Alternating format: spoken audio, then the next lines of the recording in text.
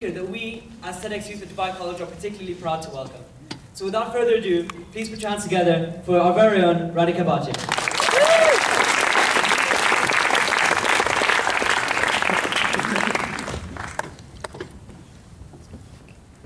Hello everyone.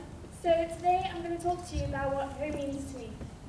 When I was younger, I remember being asked, where are you from, where's your home, and all those sort of questions, so much. And I never really knew how to respond. It actually felt like a test to me, testing to see what my answer would be, testing to see how smart I was. So one day, I got fed up, went to my mum, and asked her what an appropriate reply was. Her answer did nothing but confuse me further. She said that I was born in Sharjah, and that I've grown up in the UAE my entire life, but I have a British passport. My father was born in Edinburgh, and my mother was born and brought up in Kenya, along with the rest of her side of the family. But I'm technically of Indian origin. So what is a 5-year-old supposed to make of that? Even though living in the UAE has added to the confusion of my identity, I'm still so grateful for living here, just because of the fact that it has opened my eyes to so many different cultures and things which I wouldn't have been exposed to as greatly, living in India or Africa or even Britain. I cannot imagine growing up in any of these countries and still be the person that I am today. The UAE has definitely helped shape me into the person standing here in front of you, and for that, I'm so thankful. I've only actually lived in Dubai for about 2 years now. Before that, I was living in a house in Sharjah.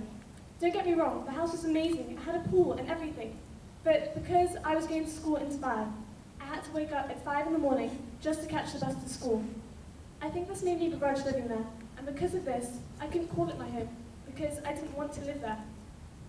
We ended up living in a house in Sharjah during the weekend, and an apartment in Dubai during the school week, making my life so hectic. Thankfully, we now live in a house in Dubai, but because of all these changes, a house, a structure, cannot be my home. For me, I have no emotional attachment to a house, making it just that, a house. Along with all these changes in terms of housing, when I was 5½, I had a stroke. No one really knows why it happened, but basically there's a blood clot here. So this part of my brain has been deprived of oxygen, making it pretty much dead. And because of this, it's made it hard for my brain to signal what to do for the left side of my body.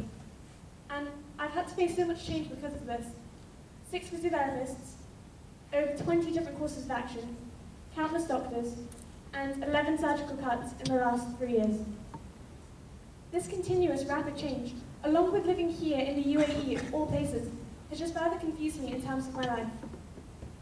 I think everyone faces change, and everyone has a different perception of what home is, making the question of home very personal and not something that can be answered with one universal definition. For me, what I yearn for, what I need, is something that stays the same, and I think that's why I gravitate towards the one thing in my life which hasn't changed, and which is why I consider it my home. I've made some pretty amazing friends, and hopefully some of them will be there with me for life. These friends have, in a way, become a part of my family, and it is these people, my adopted family, who know me the most, who know who I am, and who know what I've been through, along with my biological family, who've been there for me throughout everything, who I consider my home. These people, my family, and my friends, are what make up my home. One thing I really worry about in the future is having to go away to university and meeting new people. I love meeting new people, that's not a problem for me. But I hate having to explain what has happened to me in my life to every single person.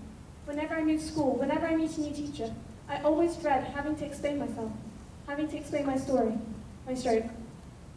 I think that's why a part of me reaches out to hold on to those I know already, and who already know me, and who know what I've been through, or who have been there throughout that entire experience. Which is why I consider them my home.